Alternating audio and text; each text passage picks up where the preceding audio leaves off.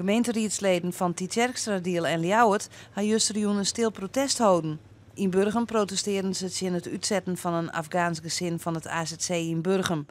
Ze binnen vooral lulk omdat in beide gemeentes er een moosje oornaam waard, waarin de minister vregen is om het uitzetten uit te stellen vanwege het gevaar in Afghanistan.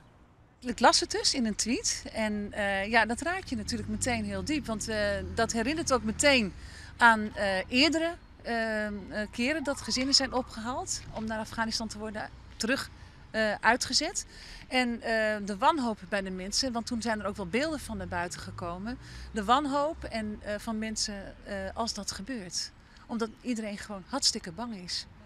Voor Maëde wie het een zwiere dag, omdat zij zelfs uit Afghanistan komt. Voor haar ouders en haar zuske is uitzetting alle dagen een reële dreiging. Iedereen achter jou hoorde het via jou, maar hoe kreeg jij het mee? Nou, dat gebeurt 's ochtends vroeg, op het moment dat je wakker wordt voor school.